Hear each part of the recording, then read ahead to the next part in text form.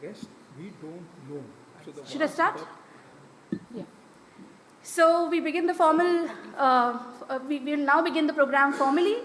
A very, very warm welcome to you and thank you so much for taking the time out to be a part of this event.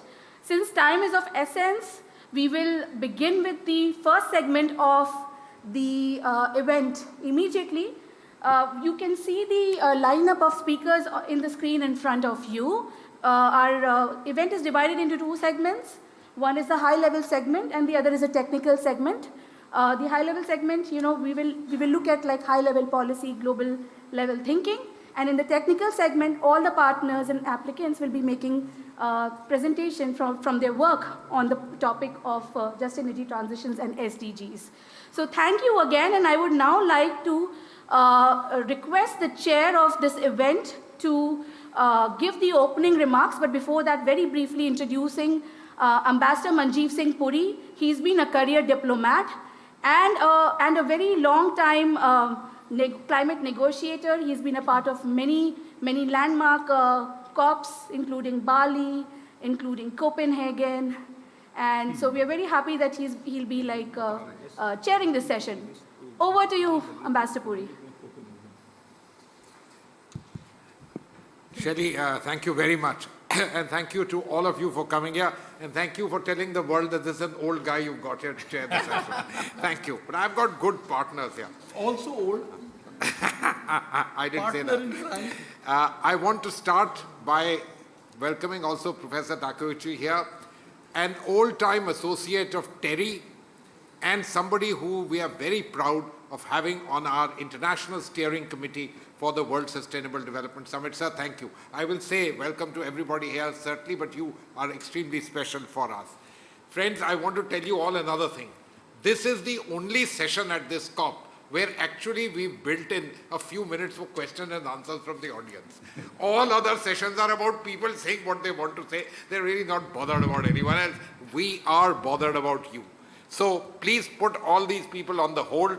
You are going to be important for all of us.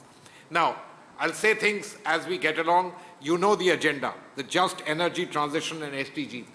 Very important for the whole world, but I must say particularly important for large developing countries, and my country, India, stands at the very top of that. Why? Because we have to transition, but we have to ensure that we have development, because our development imperatives still continue to be tremendous, no matter the fact that we are the largest country, on our way to becoming the third largest economy, and so on and so forth. But for us, these things are particularly important. And I'm therefore very delighted to welcome you here on behalf of TERI, the TERI School of Advanced Studies, on behalf of the Asia Society Policy Institute, on behalf of CICERO, all of them, and everybody else on the panel. Since we have limited time, no matter those 15 minutes, I'm going to ask Dr. Vibha Davan, who's the Director General of TERI, to deliver her welcome remarks. Dr. Davan. Thank you so much, Ambassador Puri and Shelley, and I'll say all of you to be here, because I know what COP is. You're running from one place to the other, and that definitely shows that you are really interested in the topic. On behalf of TERI School of Advanced Studies, CICERO and ASPI, I welcome you all to this event on just energy transition and SDGs, tools and enablers. Well, we all are talking of climate change, and yesterday when we were with the IPCC chair, one thing which he mentioned, that there is surely an implementation gap. We are talking, or rather, the temperatures are rising much above what we thought. It is also that we are predicting an increase of GHGs by 5% by 2030, while a minimum reduction of 4% is needed. So that is what shows us the gap. And as we are entering the phase of strenuous negotiations at COP, it is pertinent to focus on achieving inclusive, just and equitable transition.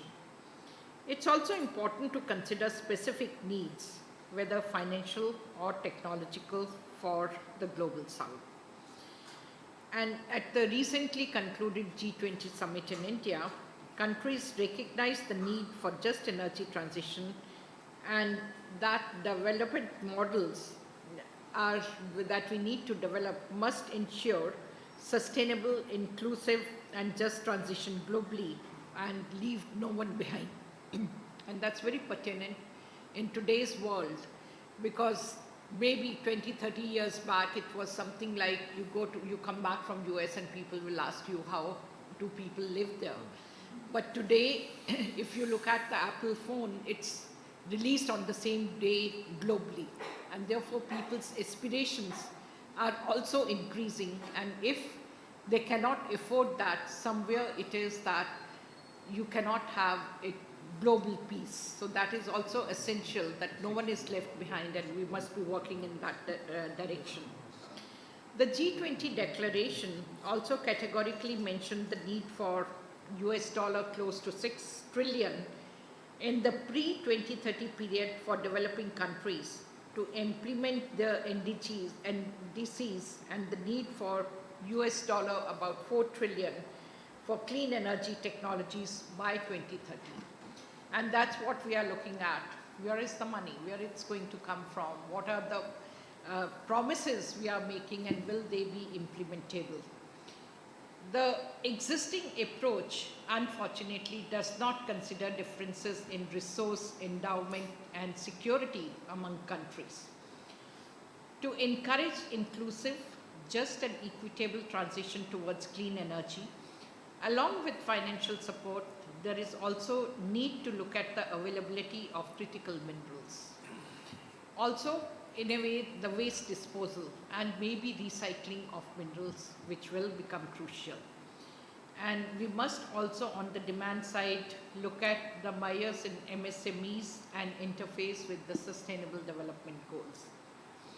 The panel discussions, and even today, discuss various perspectives on tools such as climate finance, green budgeting, social protection, addressing inequalities, and their role in promoting just transition. As the negotiations heat up, I sincerely hope that the focus remains on moving trillions in climate finance and not billions. Over to you, sir, Mr. Ambassador Puri. Dr. Davan, thank you very much, and thank you very much for laying out, the very basis. Look, transitions are by definition difficult, but it is extremely important that transitions are just, fair, equitable, and if I dare say, affordable. Yeah. In today's world, we are not talking about transitions among equals.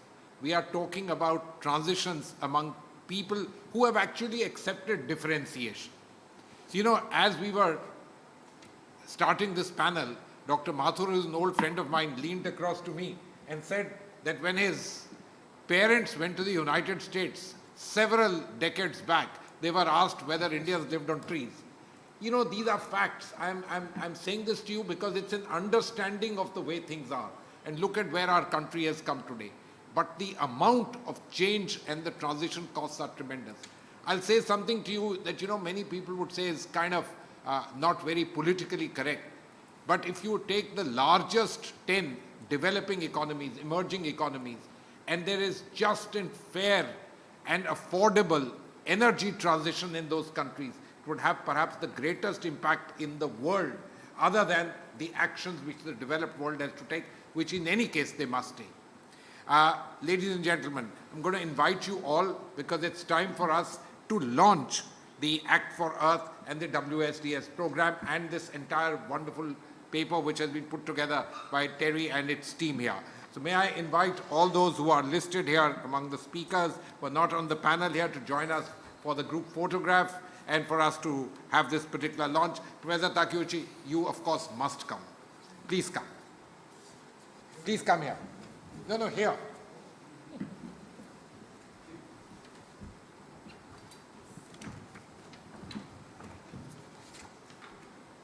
Please come, stand here. Please come.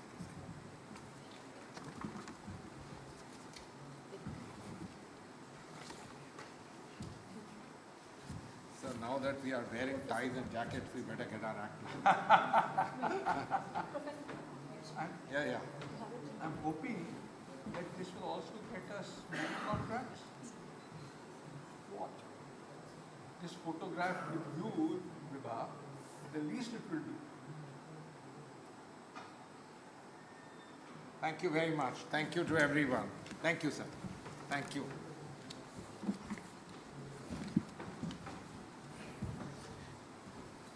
So, Shelley, are there any other announcements to be made at this stage, or can we launch straight into the panel? Thank you very much. Ladies and gentlemen, I want to tell you that we have an absolute star-studded panel here. And I want to again draw your attention. What they will say is important, but I think what you may ask them will be perhaps more probing and may get you to understand what lies behind their thinking.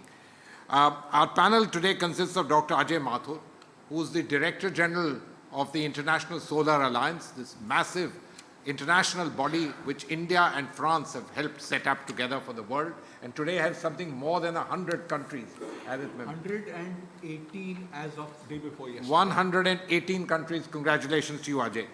We are also very fortunate. Ajay used to be Director General at TERI before that and helped set up the Bureau of Energy Efficiency in India, so comes with tremendous credentials. And today we'll talk to you about solar power. Yesterday, Jim Skia, the IPCC chairman, when he was pointing out to us that, my God, we are headed towards 1.5, and then the hope, and the hope's greatest blue line was in solar power. So Ajay, that's going to be you. I want to tell you, we have Mr. Ramesh Subramaniam here, the Asian Development Bank. We can keep talking about many things in the world, but frankly, if you don't have the money, you ain't going to go places. Neither for technology nor for anything else, unless the apple falls on your head. So you are extremely important for this. And then we have Mr. Fabi Tuniva, Executive Director of the Institute of Essential Services Reform. Sir, nothing is more important in this game than reform. And you're talking about essential services. Let me tell you, the way we do things is what we need to change. The way we are structured to do things, we need to change. But enough of that, and let me say, Ajay, the microphone is yours. Thank you so much, Manjeev. Professor Takeuchi, Ramesh, Fabi, Vibha, my dear friend Manjeev, and the many, many friends of many years as well as new friends in the audience.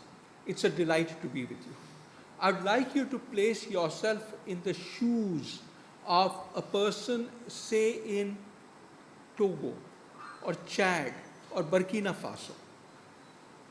When Jim Ski talks of the future, depending on solar, what will it take for that person in Chad or Burkina Faso or Togo to get energy from solar?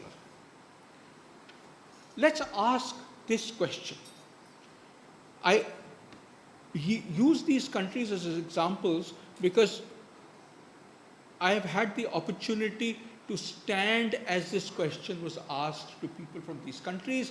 It was answered in many languages, many of which, unfortunately, I don't understand well enough. But there were 3 or 4 things that were said.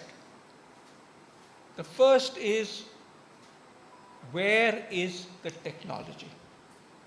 The second thing which was said was, right, but who will do it? And he looked around at the people around him and said, none of us even know anything about it.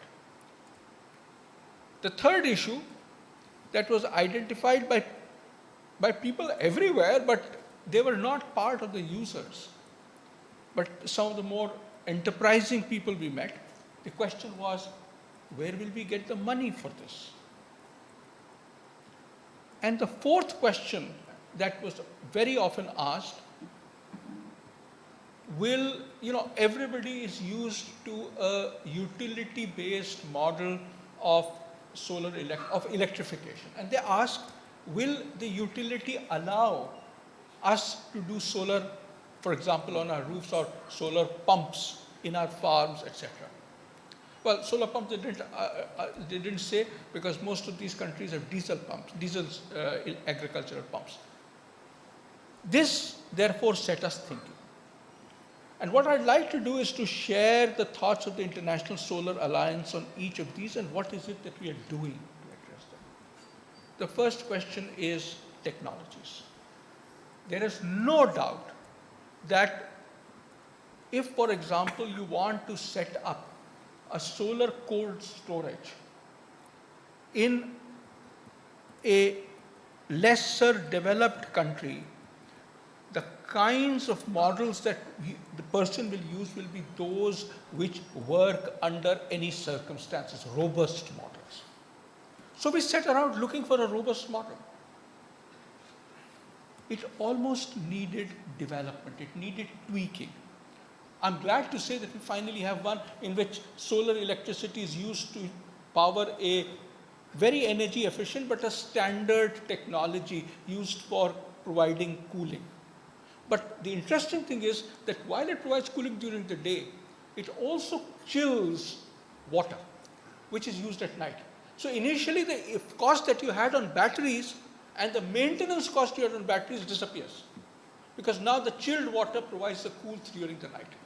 The short point is we have had to focus on technology development, and then you have only one or two companies doing this, and therefore you need to introduce them to the people on the other side. This is the first challenge. The second is monies. How will you get the monies? Many years ago, well, not that many years ago, 4 years ago, the International Solar Alliance thought that we probably needed to create a global solar bank.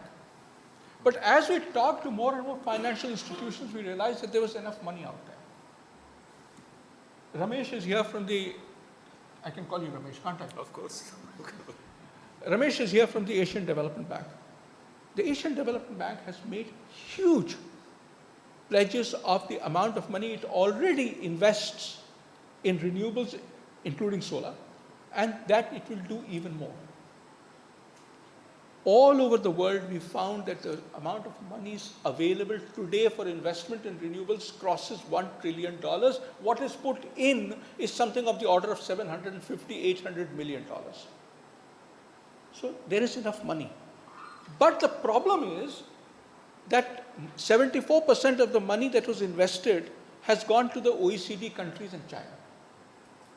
So we asked investors, why aren't you investing, for example, in Africa where the solar insolation is great, where the need is great? And the answer we got is, we are not sure whether we will get returns on our investment. The second thing was, where is the project pipeline?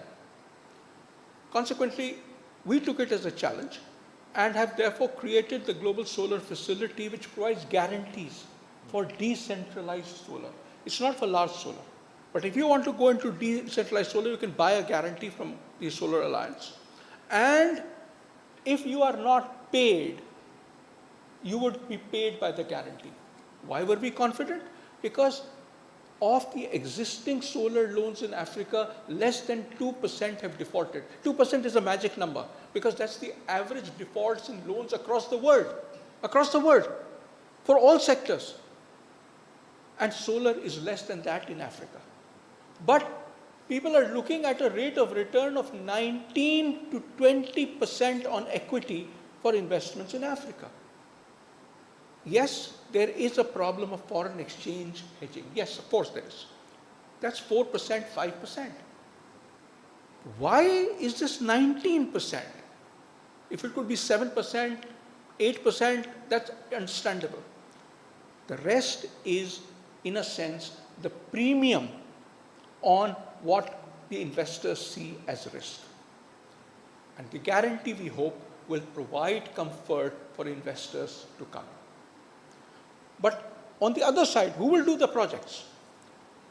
We have therefore started identifying where is it that there are startups on solar. So last year, or earlier this year, we looked at Africa. We asked startups to apply, 182 startups applied, 20 have been selected who are going through crash courses, boot camps we call them, on raising money, on technological partnerships, and on brand building. We would like that some of these 20 become the Amazons of tomorrow, providing solar goods and services in Africa. These provision of money on the one side and the take-up of money on the other side is the only way it will make a difference. In the year 2024, we will do a similar program for Asia and the Pacific. And in 2025, we'll do a similar program for Latin America, and then come back to Africa. The short point that I want to leave with you with is that we need to jumpstart. We need to prime the pump. I don't know what other phrases I can use to help this happen. It will not happen by itself. The last point I want to make is capacity. You need people. You need institutions. You need people, you need trained people. You know, I have a solar pump on my farm, which is approximately 500 kilometers from Delhi, approximately 50 kilometers from a town called Lucknow. But if I need any expertise in repairing it, I need to bring somebody from Lucknow. That is tough. It's expensive. We need to create this capacity at the level of villages. At the Solar Alliance, therefore, we help make that happen. We provide certified training so that that person can be employed by projects on the one hand and has a degree of comfort that he would be employed. Timing is important in this. You can't have too much of a time difference between the time when you train the person and when the person is employed on the basis of that certification. We believe that interventions at the grassroots level are required in order for change to happen. For those villagers in Burkina Faso or Chad or Togo that I talked about to take up solar. Solar has the potential to change the global market, but it needs our help. I thank you for your attention. Ajay, thank you very much, and all powers to your elbows as you steer the International Solar Alliance. I think there's absolutely no doubt that the issues that you highlighted, and particularly capacity, are perhaps the most critical.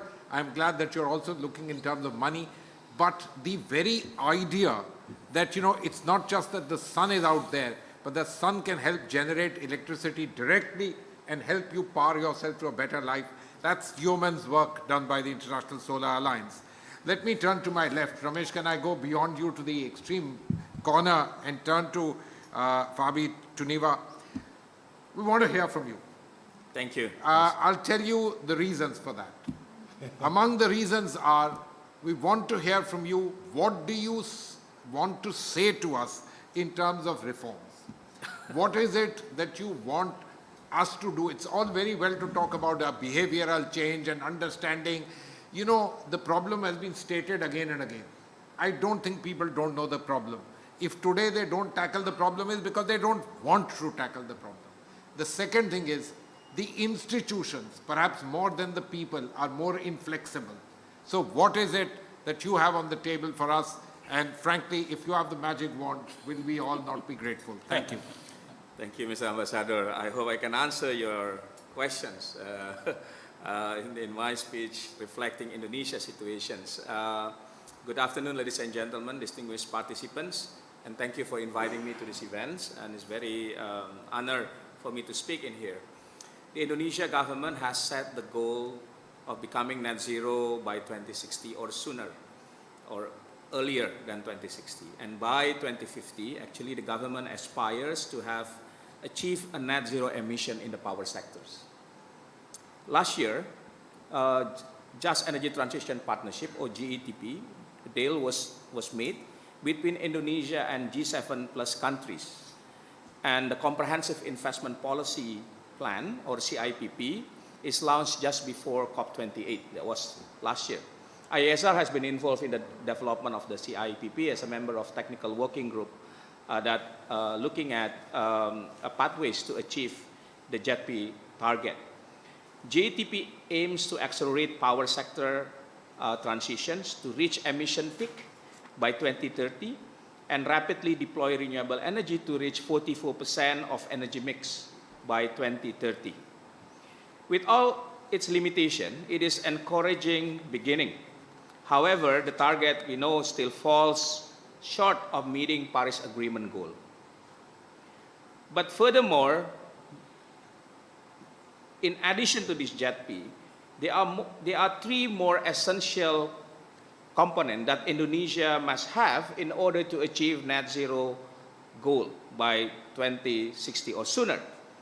First, that as Indonesia has abundant renewable energy resources that could be better utilized with the right technology. Renewable energy resources in Indonesia is quite abundant. The government estimates that there is around 3,700 gigawatt of potential for renewable energy sources, which is solar is the largest. And we also have wind, hydro, geothermal, biomass, and ocean energy. We have everything. There are like 3,300 gigawatt estimated of solar power, and making that the biggest resource available. Even our own assessment show that is actually triple than this number, that official figures. So I can say that there is enough renewable energy in our system to reach net zero emission by 2060. In addition to renewable energy technology, we also need energy efficient technology for industry and manufacturing. You mentioned about the processing of mineral resources. We also need that to make that this mineral resources more low carbons. We also need electric transmission technology, high voltage direct current, high voltage alternating current, HVAC, heating, ventilation, and air conditioning, smart grid, energy storage, intelligent control system, electrolyzers, and for green energy, green hydrogen productions. So that's the first ingredient. We need clean energy technology. Second, we need investment, because investment capital at a reasonable cost is required. Without funding, the energy transition cannot take place. In order to gradually phase out polluting and inefficient coal plants, Indonesia must implement large-scale renewable energy deployment. And if it wants to achieve net zero energy by 2060, so we have to really accelerate this deployment. Some studies have estimated that investment ranging from around $1 trillion USD to $1.4 trillion is necessary until 2050 or 2060. Translated into like average between 30 to $45 billion annual investment in this clean technology. If you look at the Just Energy Transition Partnership, the estimate for the investments, $97 billion, will be necessary to help power sector reach its peak emission by 2030. To ensure that our developing economy remain competitive and that low-income people can afford clean energy services, Indonesia need both substantial investment and affordable financings. Not just investment money, but also affordable financing, concessional finance. The third, employment and increased ownership and strengthen local economy should all result from the energy transition. The government of Indonesia takes a regulation of local content very seriously. Therefore, enhancing research and development technology, building a domestic manufacturing capability, and creating a supply chain for clean energy are all necessary. The sensible course of action would be that Indonesia forge partnership with other nations and renewable energy producers. One is like with India, for instance, that's the opportunity, all while creating a climate that is conducive to investment in clean energy technology. We understand that the energy transition causes a significant in social and economic effects as a nation moves away from fossil fuel, and especially as we move away from coal. 3 to 4% of Indonesia gross domestic product is derived from coal industries. It may not seem like much, but it accounts for 10% to 40% of the total if you look at the revenue to the coal producing region in Indonesia. So we expect that because of energy transition, the domestic coal demand will begin to fall after reaching a peak in 2030. as the transition gained momentum. Consequently, with the millions of direct and indirect jobs associated with this industry, the decline of coal industry could impact the life of those people.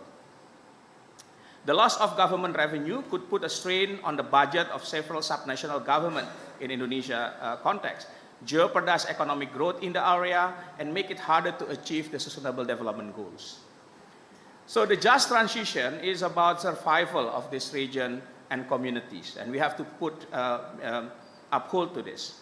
They require immediate support because their current choices are limited.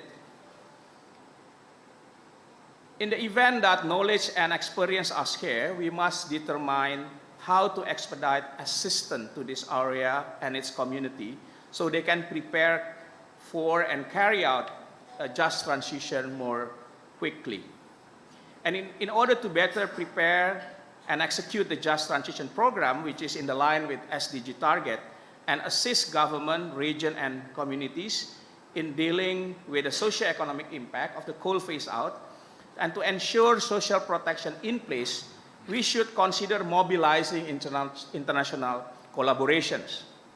And my proposal is that I would like to share with you is that we are working to establish a just transition facility to provide rapid technical assistance support and finance to support community and local government with the greatest impact due to energy transition. I believe that there is greatly need for this kind of assistance, especially in the coal-producing countries and region in Indonesia, India, and elsewhere. And this facility could assist economic diversification, planning, green jobs, and directly support impacted communities to survive when these impacts start to come. In addition to identifying funding sources, we must consider ways to mobilize expertise at a global scale to support this facility. So let us work together and make rapid energy transition happen in just, fair, and equitable way. Thank you for your attention. Thank you very much. You know, many of you perhaps are not aware, but at least in my lifetime, Indonesia was a major oil producer, a major fossil fuel producer. And if this country is also the fourth largest country in the world, one of the largest countries in the world, makes this transition towards renewables using the natural resources which are available aplenty, as they've mentioned to you. It's not just JETP. It's exactly what you said your theme stands for, reform. It's thinking the ways of doing things. But I want to draw your attention to something very else, very important in the context of just, which was mentioned, which was the equity in social transition. It's not just money and that I'm available, but do I feel good? Am I included? Am I part of the inclusion, which is particularly important? So it's not that, you know, I get the money and I do it, but I really have to have that particular feeling. Very important, sir. Excellent. You were before us in the G20 and leading this charge, and it was particularly important that I'm glad that we've been able to carry forward the agenda of sustainability, the entire agenda of transition in energy, but a just and equitable one at our times, and I hope the Brazilians will take this forward. Ramesh, Mr. Subramaniam, Director General ADB. At the end of the whole thing, it's all about money. You have to run. No, that's fine. Everybody has to run, and that's very important, but we'll hold them, their feet to the fire some other way. Mr. Subramaniam, money makes the world go round. Whether we like it or not, and Ajay Mathur said you've got oodles of money around. I don't know about that. But you know, the microphone is now yours, and he's escaped having to answer the question as to where the money is lying. There you are. Thank you so much, Ambassador Puri, Dr. Davan, and particularly Shaili. Thank you so much. Dr. Mathur, I'll pick up some of the questions that you raised, but we'll share with you. Thank you so much for this opportunity. I have a set of slides post-lunch. You may be kind of in a sleepy mode, so I wanted you to see some numbers. But first of all, thank you so much for this opportunity, and also to TERI and CICERO, because working with knowledge partners who are coming up with solutions is very, very critical, and fantastic to have Takeuchi-san here as well. I'll talk about the challenges that we face as well as, but these are not really challenges, these are opportunities that we have as well. As I speak, I'll be rolling some of the slides. We've been saying for the past few years at the ADB that the battle against climate change will be won or lost in the Asia and the Pacific. But at the same time, this battle is being fought actually quite well globally, as well as closer to home for those of us who are coming from Asia and the Pacific region. The good news is that the renewable energy capacity has been growing significantly, and in fact on all fronts, as you see on this graph, including in some of the what we may call as the battlefronts against climate change. And here the ambition of, for instance, China, the country where Fabi comes from, in Indonesia, and India, where TERI is located. For example, the ambitious targets of India to reach its renewable energy targets of 2030, even in 2022, is quite remarkable. And as Ambassador Puri mentioned, what Indonesia has done, despite all the challenges, is also quite noteworthy. Now, at the same time, there are certainly challenges that we face. Now, in the context of money, as Dr. Mathur was talking about, money is definitely needed. Getting money, and particularly in terms of the right type of money to come after right projects, is always challenging because investors do look for returns. But what we see at the ADB particularly worrisome, I don't know how many of you have been tracking financial flows globally. If you value all the assets that are out there in the world, including immovable assets, we've got close to $1,500 trillion of money available if you monetize. But even if you do not monetize, there is close to about at least $900 trillion of financial assets that are available. But if you look at the screen in terms of what is needed to meet the Sustainable Development Goals globally, what we need is only about $6-7 trillion.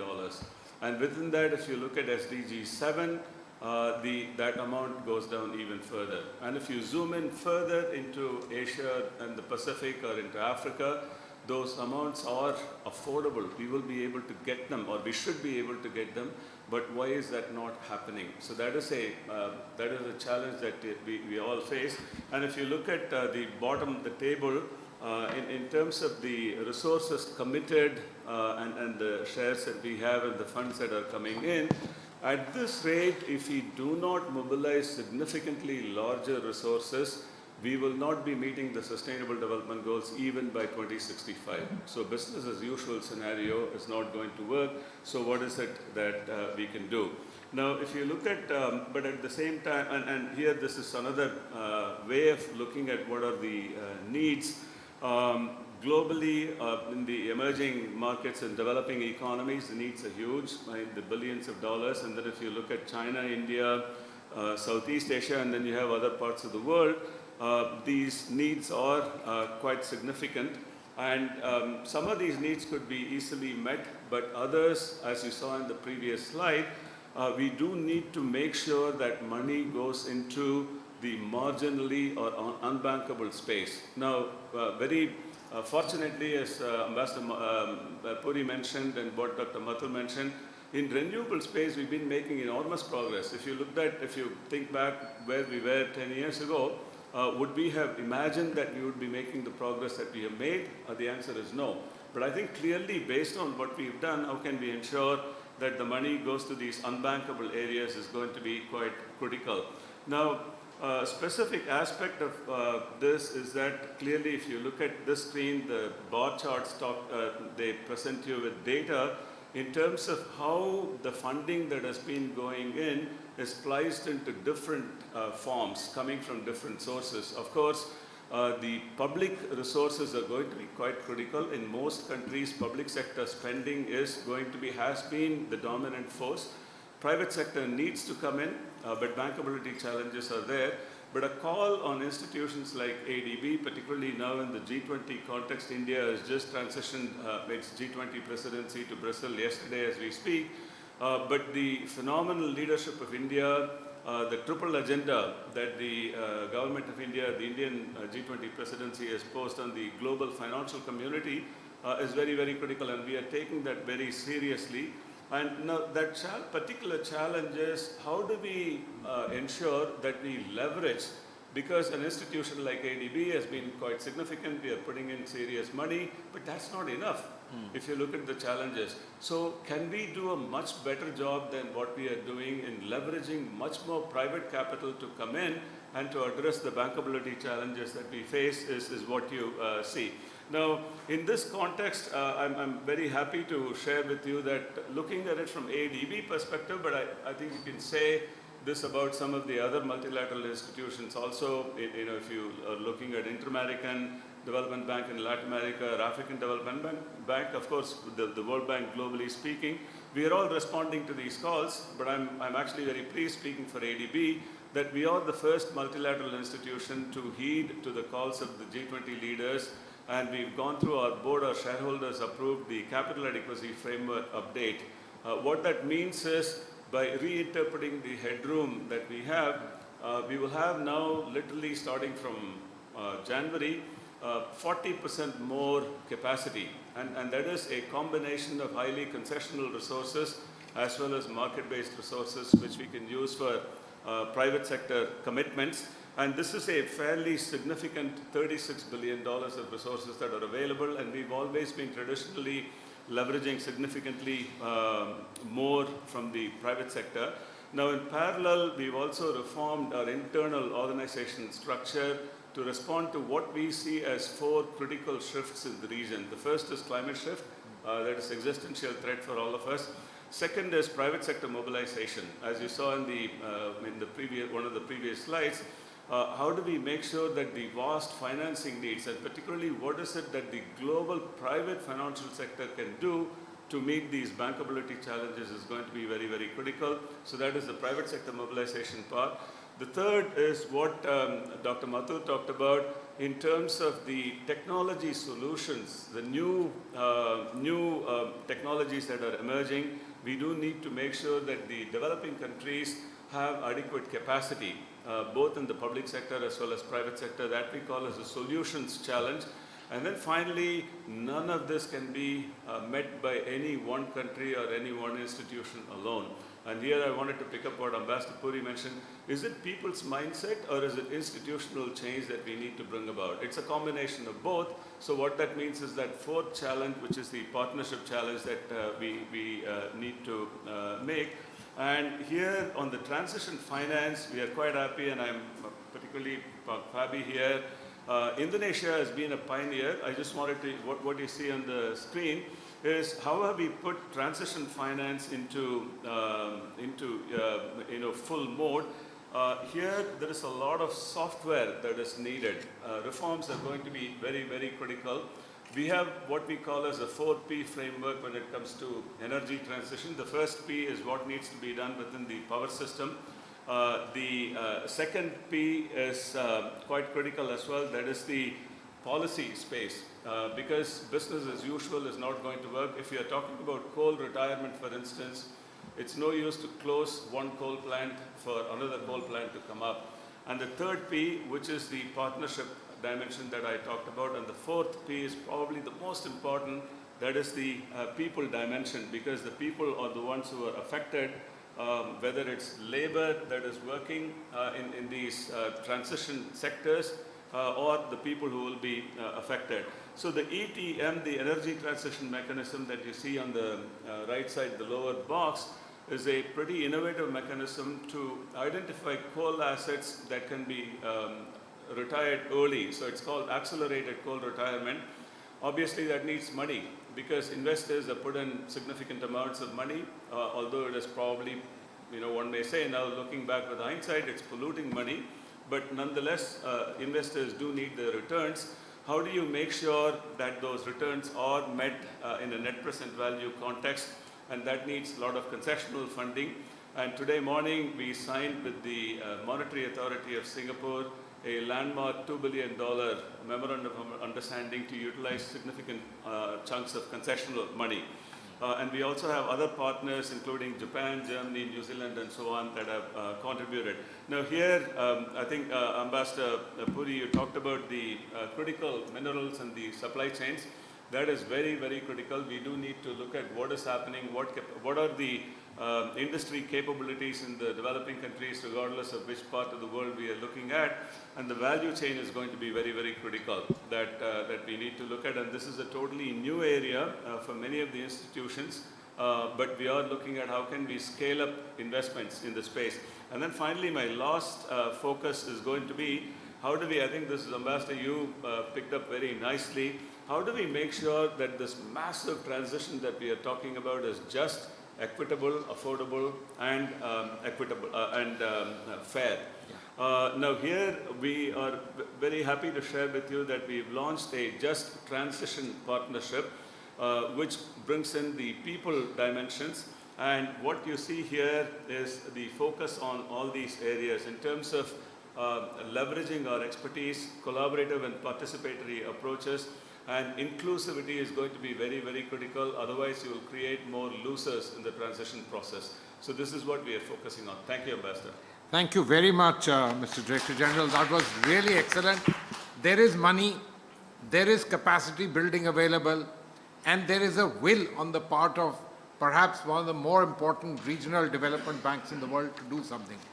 You know, Shelley, with your permission, if somebody has a question, and as you can see, one of our panelists has had to go, but if any of you have a question, please raise it at this time. We'll try and squeeze 5 minutes out of the later question hour for that purpose. So if there's a question, please go ahead. Everybody's understood everything. Absolutely. Everyone is in agreement. Or no one has any questions. Too much to absorb. Good. Thank you very much. Thank you. Ramesh, thank you very much, Fanny. You guys are absolutely sterling, wonderful. Most grateful to you and your institution. Thank you, sir. Thank you. Thank you. Dr. Davan, thank you. So could we request the participants in the next session, the technical segment as it's called, Shelley Kedia, Dr. Ahmad, Bhavya, and Kate Longer.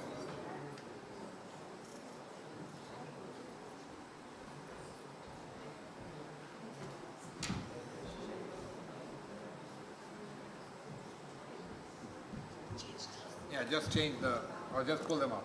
Yeah.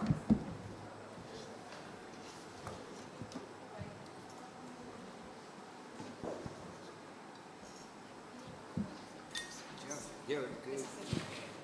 That's it. That's yours. Come.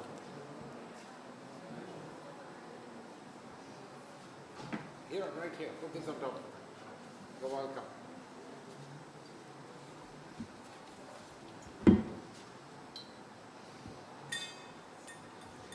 So we're all get-go. We've just lost 2 minutes. That's fine, I hope. Shelley, may I, first of all, again, welcome you all on behalf of TERI as well as the TERI School of Advanced Studies. We have Professor Gopal Sarangi from them also joining me here on the panel. Shelley, it's for you to go first. Please make your presentation. We give people 6 to 8 minutes, but try and really be within the time. Thank you.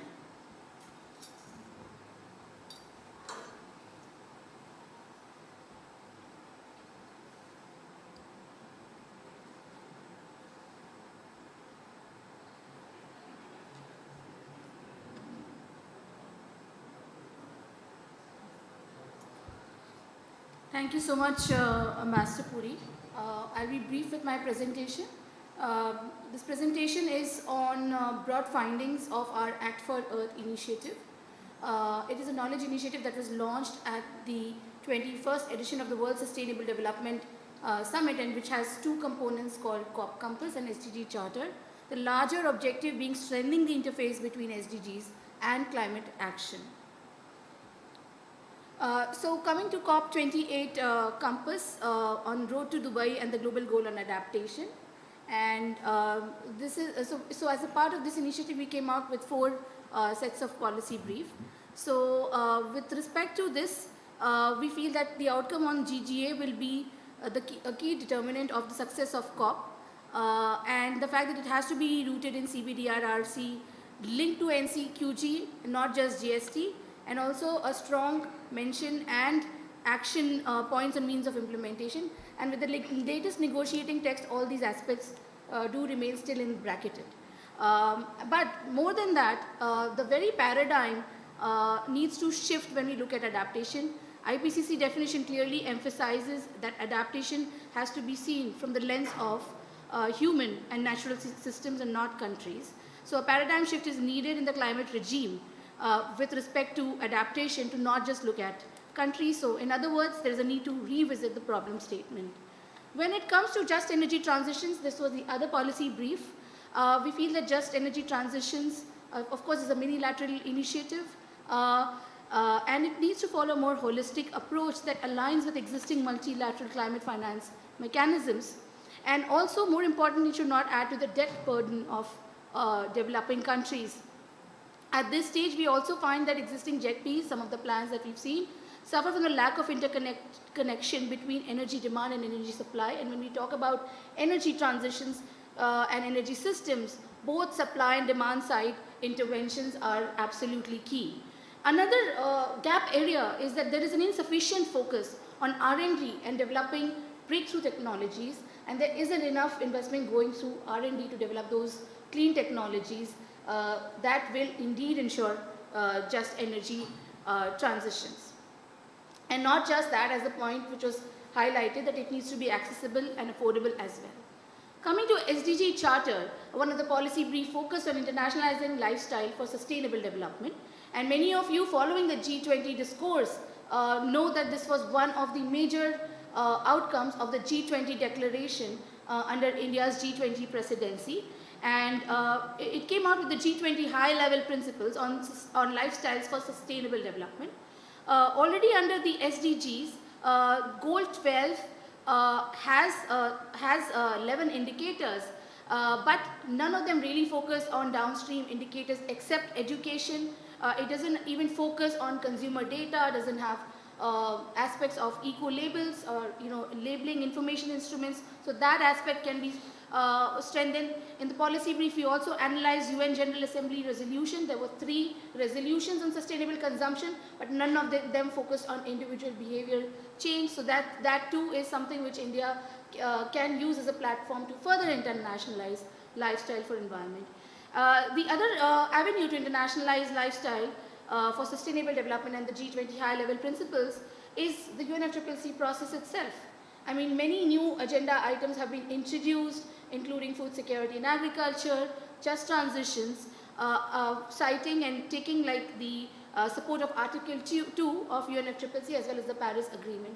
So also lifestyle can be further internationalized by that, but important to also look at adaptation and lifestyle and not just look at the very, very global North conception of lifestyle, which is largely focused on mitigation.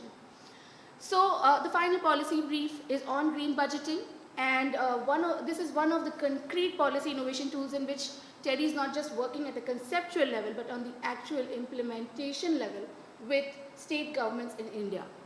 And one of the rationale for green budgeting is that what we see is the local standi of environment ministries and departments is limited when it actually comes to implementation.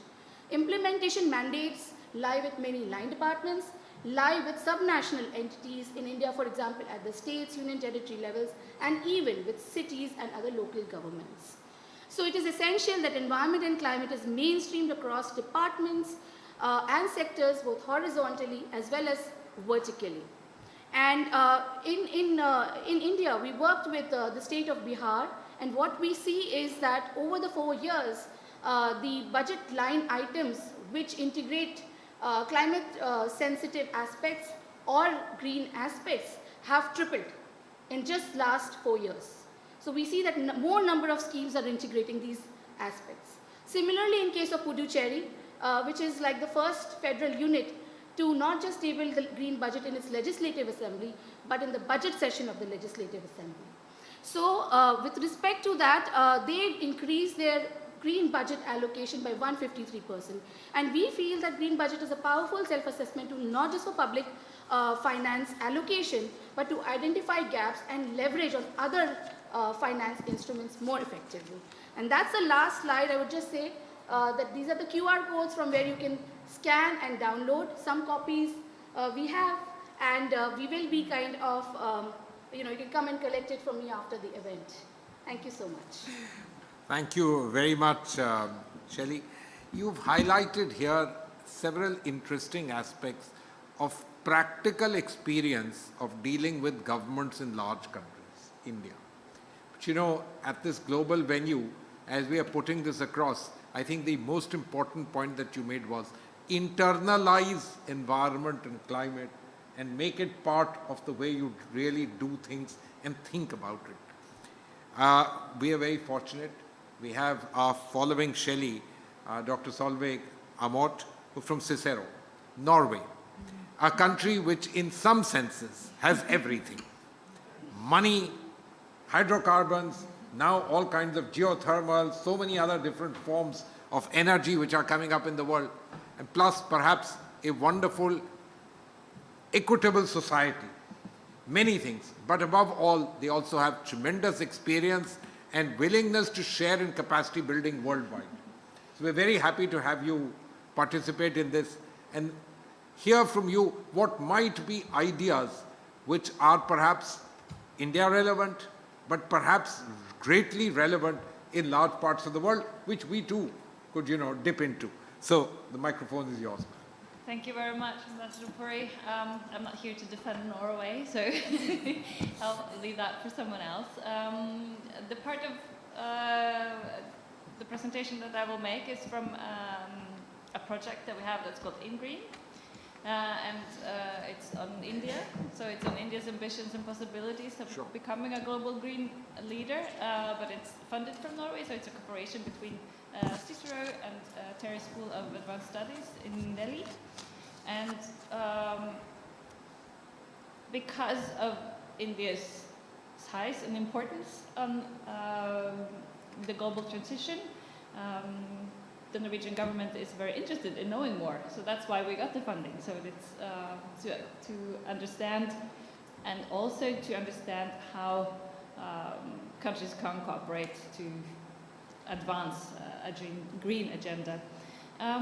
So in the project we have a multi-level perspective, international, that I will talk more about, and then we have national and local focus as well that Maria will bring in, and we have two main research areas. It's the international ambitions and roles, and then there's the trade-offs and synergies between SDGs in India specifically.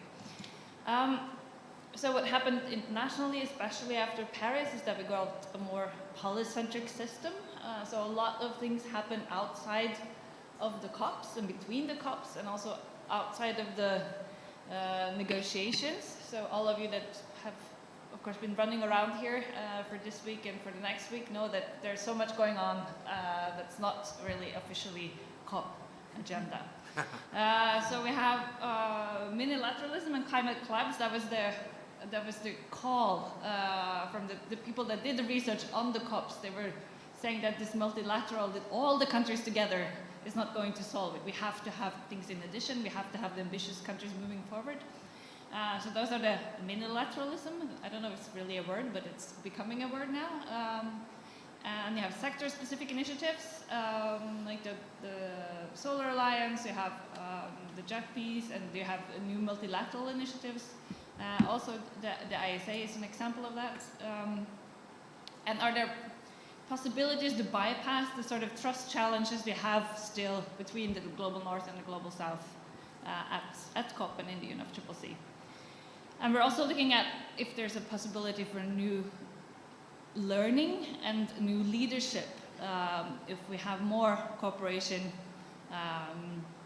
sort of behind the scenes of COP and across sectors. So the Just Energy Transition Partnership, Shelley already mentioned it. So this is a funding mechanism from the G7 and Friends. So the Friends would be typically Norway and other Nordic countries, countries that have the funds and have the interest in contributing with funding, but also sort of needs something to show for the lack of attention to these issues at home. So the focus is on coal-dependent countries. The first one was a partnership with South Africa, but there's also a partnership with Indonesia and Vietnam now that we also heard some about.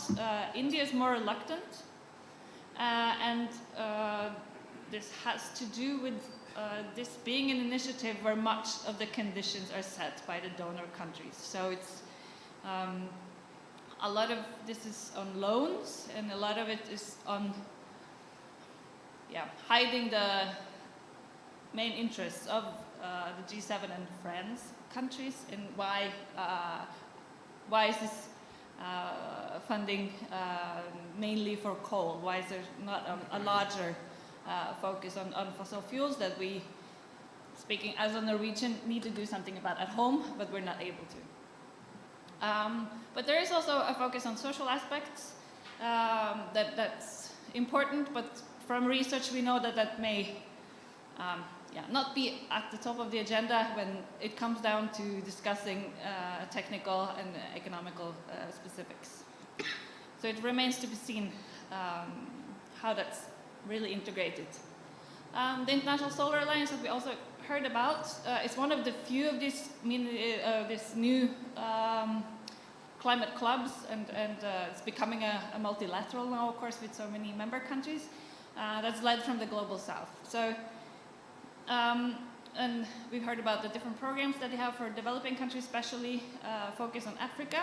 So what we're trying to look at is if this can be the missing link to create the trust between the donors and the countries that need these investments, because there's a lack of trust on part of the donors that we heard about. There's a higher risk perceived in investing, especially in African countries, but also a lack of trust, rightfully so, on behalf of the countries receiving the investment. What's really behind this? What's really the intention of investing in our country? So maybe the ISA can play an important role in creating these new corporations. On the part of India, the way we see it is that the ISA is also a more flexible role for India outside of the UNFCCC, because India has become more and more the voice of the Global South, and India has the size of being the voice of the Global South in a way that's different from, for instance, China's possibility to be that voice, and it's also very different from the smaller developing countries that feel they have more to risk voicing critical issues of inequality in events like, or in negotiations like the COP. So maybe it's a new possibility for India to take leadership. It's still in the initial years of the ISA, but we hope to follow it and see how that goes. That's what I plan to say. Thank you. Solveig, thank you very much. I think that was very good, useful, and it's good to get a perspective. You stressed a little bit on JETP. We heard that from our Indonesian colleague. The conditions and the circumstances of India are a little bit different. And therefore, one size fits all is not necessary, not at least for by far the largest country in the world, and I know how big Indonesia is. And given what is happening in India, the last 1 year, we've seen the sort of burgeoning electricity demand can't be met by anything else but coal. And for all the rest of the conversations that we talk about, the reality is that today, even in the developed world, it really is coal, and other than that being the other fossil fuels. But that being so as it is, Bhavya, may I give you the floor, and let's hear your presentation. Yes, thank you. Good afternoon, everyone. I'm Bhavya. I'm a PhD scholar at TERI School of Advanced Studies. And today I'll be talking about enabling SDG-centric just energy transition in India. So sort of taking the just transition discourse to the local level and how we can enable just transition at a micro level. So I also work on the InGreen project. So Surya has already mentioned that. It's the overarching aim is to understand India's ambitions and possibilities of becoming a global green leader. And there are two main research areas. First is India's roles and ambitions in India's climate governance. And second is to understand the linkages, the synergies and trade-offs of energy transition in India with SDGs, which is the focus of my research. So just to give a little bit of background and sort of reiterate again why it is important to integrate SDGs into the energy transition is because most countries have dual objectives to undergo decarbonization, but at the same time they have to tackle energy poverty and other developmental challenges.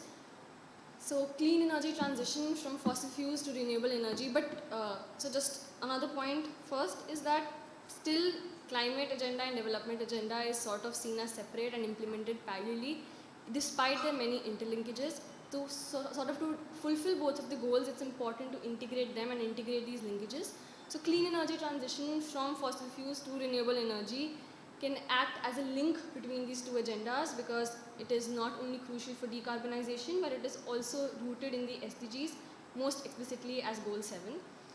However, it's also important to understand, and I think it's well established, that this transition is not just technological. It has important economic, social, and political implications, which are again aligned with the different SDGs. So that's why it's important to sort of shift our focus from just a mere energy transition to a just energy transition that should ideally enhance the synergies and minimize trade-offs.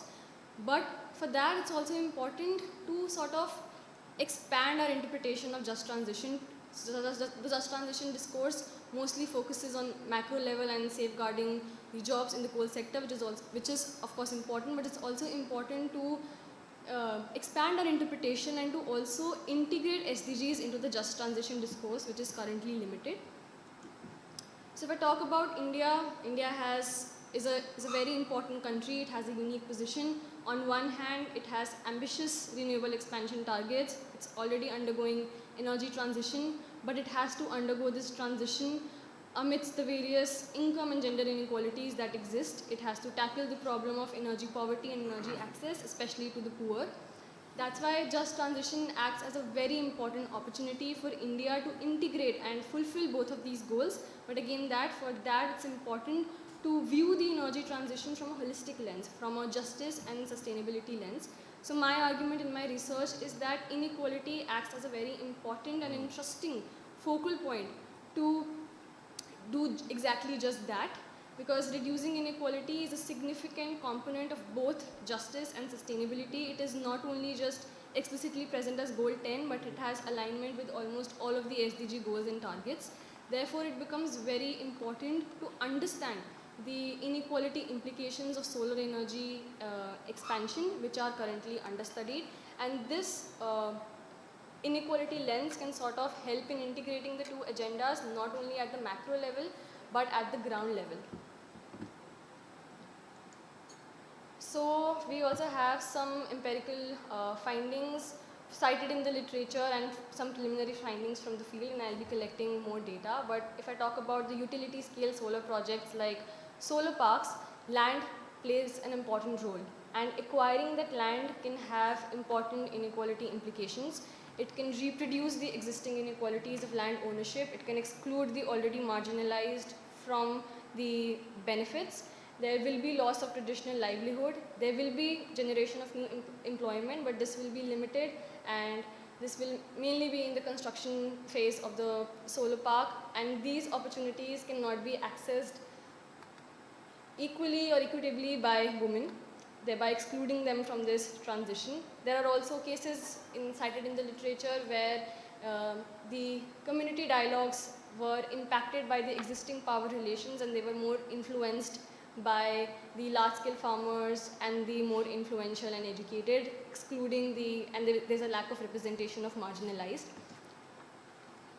Similarly, for decentralized solar projects also, most schemes target landowners, thereby excluding the non-landowners, and it can reproduce the existing inequalities. The employment or the opportunities that are generated by the increase of energy are also impact the different social groups differently.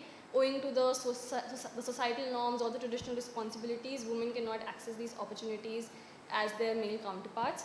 So we're also trying to develop a just transition inequality SDG framework, sort of taking SDG 10 as an entry point and the first 4 SDG targets, because they are most crucial for solar energy transition at local level, and then seeing its alignment with the different SDGs. So I'll just close with these key messages and arguments that just transition in India can act as a very important opportunity to fulfill its climate and development goals. But for that, the understanding of just transition needs to be expanded, and it needs to be looked at from a more holistic perspective to integrate the SDGs into the discourse. And for that, it becomes crucial to understand the inequality implications and the structural inequalities that already exist. And just to close with the final argument is that just transition should ideally enhance the capability of all, and it should increase income, it should be inclusive, and it should create equal opportunities. Thank you. Bhavya, thank you very much. You know, I was very struck by what you said and a kind of central point of what you said.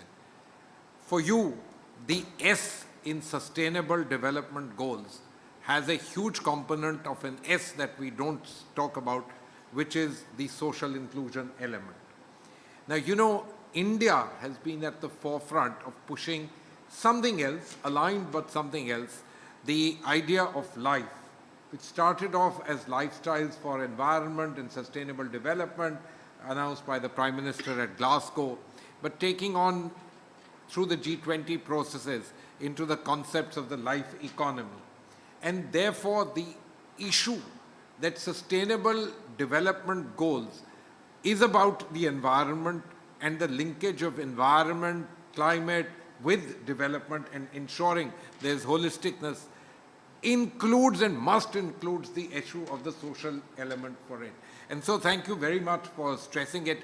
If you noticed, our colleagues in Indonesia are particularly mindful of that. And their JETP transition, the entire set of issues that they are doing are taking that into account. I am very grateful and very happy that you're stressing this. So Kate, let's turn to you. Let's try and have,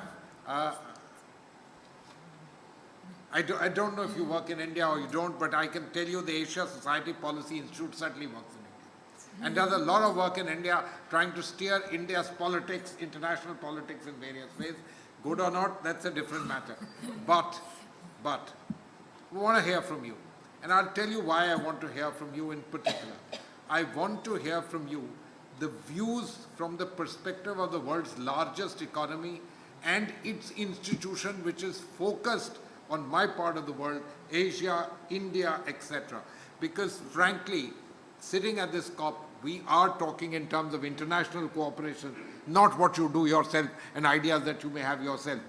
Your understanding is valuable for us itself, but whatever it may be, whether it's focused on India or anything, it will be a good takeaway as far as we are concerned. The microphone is yours.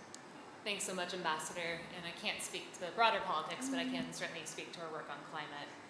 So my presentation has 2 parts. The first part will be sharing some of the findings of research put out by our High-Level Policy Commission on getting Asia to net zero, which actually visited India in August 2022 to release a report specifically on India. I'll be sharing some findings of a report focusing on the Asia-Pacific region more broadly, sort of underpinning the necessity of the just transition in the region. And then I'll share 2 case studies of initiatives that ASPE is working on in order to help address some of the challenges having to do with the just transition. So just quickly before I start, for those of you who aren't familiar with the Asia Society Policy Institute, we are the think tank affiliated with the Asia Society. So Asia Society was founded in the 1950s, is headquartered in New York, focused on building bridges between Asia and the West. The Policy Institute focuses on 3 areas, of which one is climate and energy. Was formerly headed up by the former Prime Minister of Australia, Kevin Rudd. He's now left us to become the Australian ambassador to the US, but we are continuing our good work in the meantime. So in May of 2022, ASPE set up and launched this high-level policy commission on getting Asia to net zero, with the idea that there's a lack of research sort of underpinning some of the linkages between Asia's net zero transition and some of the social and economic implications of that transition. So since then, the Commission has put out a series of reports. I'd like to first share some of the findings of one of those reports released earlier this year, looking at different pathways to net zero within the Asia-Pacific region. The first key point is that taking more ambitious climate action and reducing emissions sooner could actually enhance the Asia-Pacific's economic and social development. So here you can see some of the findings in terms of the impact on GDP above projected baseline GDP. The green line is a net zero 2050 pathway. You can see that the boost in GDP peaks as high as 6.3% above projected baseline GDP. But even under a current policy scenario, which is the blue and pink lines as well, you can see that there's still as much as a 5% boost to GDP above projected baseline levels. So the key point being that overall the net zero transition can be an enhancement for economic development. But of course there are challenges as well, and this is where the importance of the just transition comes in. So first, we've talked a lot about finance today. The findings of the study also put some figures to the finance that may be needed for the Asia-Pacific region. So under a current policy scenario, it's projected that the region will need around 55 trillion for that transition. But in order to get to net zero by mid-century, which is in line with the 1.5 degree pathway, that figure could be as high as above 70 trillion. And the main drivers for this investment are power sector in the short and medium term, and then in the longer term, investment in energy efficiency. But the key point is that a lot of the investment, specifically in the power sector, will need to be front-loaded. So it's really important, especially in terms of international support for the transition, to figure out how to make that finance flow faster, and also to address some of the issues in terms of concessional finance as well. And then in addition to that, the good news from an employment perspective is that the modeling finds that there will be an overall net increase in jobs, as many as 36.5 million new jobs at peak impact. But again, that transition is not even, so there will be significant jobs lost within fossil fuel sectors. And again, you can see some of the statistics behind me, but even under the current policy pathway, there will be as many as 25 million additional jobs above baseline. So just quickly, I want to share two examples of more practical initiatives that ASPE is working on in order to address some of the findings of the research that I just shared. The first comes from an initiative that we launched about a year ago focused on looking at how China can help to address some of Southeast Asia's clean energy transition and help to accelerate the transition, including around ensuring a just transition. So this was a series of dialogues bringing together stakeholders from China and 5 different countries in Southeast Asia, which are Indonesia, Vietnam, Malaysia, Thailand, and the Philippines. And these dialogues were aimed at addressing some of the barriers to investment, but then also identifying a more active role in how China could help to facilitate a just transition within the region. So one of the key policy recommendations that's quite interesting that has come out of this initiative is the idea of something called a climate prosperity zone, which could help to build a bottom-up just transition, not only in Southeast Asia. This is also a model that could be applicable more broadly. So these are essentially an integrated project-oriented solution for rebuilding the national economy around clean energy technologies and supply chains, while also attaining climate benefits. So part of the idea is that you're not just investing in deployment, but also investing in manufacturing capacity, which will create economic drivers of growth from the clean economy at the same time. So an example of what this would look like in practice is, for instance, in Indonesia, where there are significant investments in off-grid industrial capacity powered by off-grid coal-fired power plants at present. There could be manufacturing as well as deployment for clean energy and battery storage, all co-located in the same region on a bottom-up model. So sort of circumvent some of the challenges in terms of having to integrate energy into the grid, while also creating more support for the just transition and clean energy on a local level, which can help to address some of the political economy challenges. So the model would progressively deploy co-located renewables and storage, create the manufacturing capacity as mentioned, eventually could also generate carbon credits for avoided emissions, And then also in terms of being something that's bottom up, it could create more immediate impacts as some of the broader reforms take place over time and are perhaps more slower to take up. So this is one example of an idea that could be applied in order to build that political support for a just transition toward clean energy. The second example may answer your question about some of the work that we're doing in India. Yep. So this is a new initiative that we're in the process of launching that will look at how India's announced carbon credit trading scheme could be structured to ensure that some of the revenues can be applied and repurposed for a just transition. So for those of you who are familiar with carbon trading, some of the challenges of carbon trading can be around some of the just transition elements. So the idea of this project is to think about how the carbon credit trading scheme could be structured from the beginning and from the start to not only decarbonize effectively and efficiently from an economic perspective, but also to ensure that the revenues can then be channeled to some of the regions that are most impacted by loss of employment and some of the social factors from the just transition element. So for anyone who's interested in this project, I do recommend you reach out to my colleague, Alistair Ritchie, who's leading on this initiative. There are 4 pillars. So the first 2 pillars essentially focus on how the ETS can be designed effectively in order to raise revenues and hit decarbonization targets. And then the third pillar is really around leveraging the revenues for a just transition. And then finally, fourth pillar, focusing on international collaboration. So ASPI's done quite a bit of work around building up national carbon markets in China, South Korea, now working in India as well, and also some work in Indonesia. So with that, I'll wrap it up, and thank you all for your attention. Kate, thank you very much. I think you would be pleased that the Prime Minister of India launched the green credit scheme here, which in fact goes beyond only the carbon markets, because, you know, in a country like India, we are trying to do something more than what is purely the economic element. And, you know, no one can say that the importance of the carbon market, it should be diminished. Not at all. It's critical, it's monetizable, it's the one that people with money relate to, and so therefore, perhaps forget the question of behavioral change, it will force you to change because your wallets will look at it. And that's important. But in a country like India, the question of lifestyles and incentivizing that change is particularly important, and hence the launch of the green credit scheme, which goes beyond carbon, was particularly important. Now, I have on the with me on the dais here somebody whose organization has been pivotal in helping put this together, and an institution that TERI is very proud to have incubated and taken forward. And I must tell you, we were very delighted that yesterday we met one of their alumni here, just standing in the road on the side.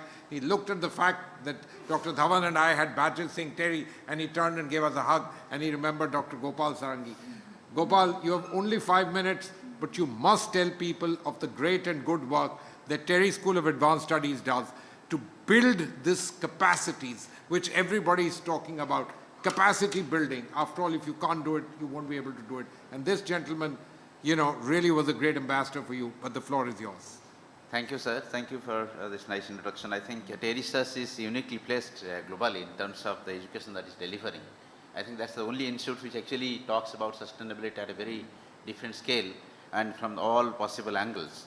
TERI School, the tag is basically knowledge for sustainability, and we have several programs, master level programs, UG programs which are delivered, focusing on various issues of climate change, energy, water, everything. That too, we look at from different angles. As I said, we look at from the purely from social science point of view, from science, technology point of view, also from management point of view. I think that's very uniquely standing in the global south, and actually looking forward to kind of students globally to enrich and deliver the kind of work that is doing for the last 25 years. We are in fact celebrating the 25th year this year, and that's a proud moment. And importantly, we are very closely connected to TERI, and we have a long-standing interaction with TERI. We get the knowledge from TERI, and we also support TERI in many ways. So TERI and TERI together are actually driving this education in a very different way globally. So that's the point that I'd like to make. And coming back to my reflections on what I intend to do, basically I'll quickly reflect. I just said only 5 minutes there. So yeah, 2 minutes, okay. Quickly, sir. One is that the scale and the rate of transition is something which is very important because of the fact that there is a debate is going on, because even though the broad rate is spelled out in terms of the net zero emission targets, let's say 2070. But what is important for us is that the rate is whether it will be going, we are going for incremental change or radical change, something which is which needs to be debated, because of the fact that certain areas we really need incremental change to see that the impacts or negative impacts are minimized. That's the point that I'd like to make.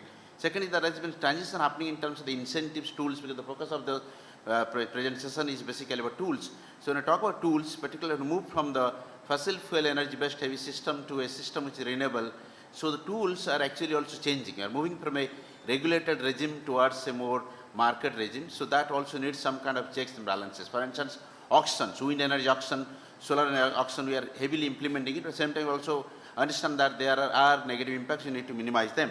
Third and the final point I'll just come to, that there is also a distortion which is happening at the ground level. For instance, we talk about decentralized energy systems, there are certain incentive structures which are going to be disconnected. Let's, for example, rooftop. So if you really want to rooftop and have more rooftops, you are basically moving away from grid. And grid-rooted incentive structures are not going to work. So in that point, I think the point that I made is whether green credits could be used as a mechanism to incentivize people to use energy more efficiently and come to a point where actually climate gets benefited. So I'll stop here, sir, given the fact that we are limited time to speak. Thank you so much, sir. Gopal, thank you very much. You know, I asked you all at the end of the last session if anybody has any questions. So please feel free to ask anything. You still have a couple of minutes, and these are very good people who've done very great work. But I also want to tell the panelists that if you want to ask any question to each other, don't hesitate and please do shoot. You don't. So if that's the case, then I guess somewhere along the line, either we are between lunch and anything else. But I want to thank every one of you. All of you who've come, those who are viewing us across the entire globe, this particular very interesting session. A session where the focus obviously was India. But why India? I think we need to understand. And again, I'll say it. It may appear, you know, politically not the most correct thing to say. The fact is that as the largest country in the world, one of the largest economies in the world, action that we take on climate change and on development and sustainability and inclusion is action which contributes perhaps the largest amount in terms of what happens in the world, excluding the developed countries and China, which are a complete ball game of their own, and their responsibilities are responsibilities which are of a completely higher order. For us, the greatest responsibility is that of the development of our societies, the development of our economy, a much better life for our people, a life which is sustainable. We've always lived in consonance with nature, but a life which is sustainable, but a life which is much better, because that is fundamentally what all of us are striving for. Thank you very much to everyone, the UN staff and everyone who helped put this event together. To you, Shelley, your team, and every one of you, thank you very much on behalf of Dr. Davan. I have great pleasure in saying thank you. Dr. Davan, can I invite you to the stage so we can have a group photograph with the panelists? Thank you.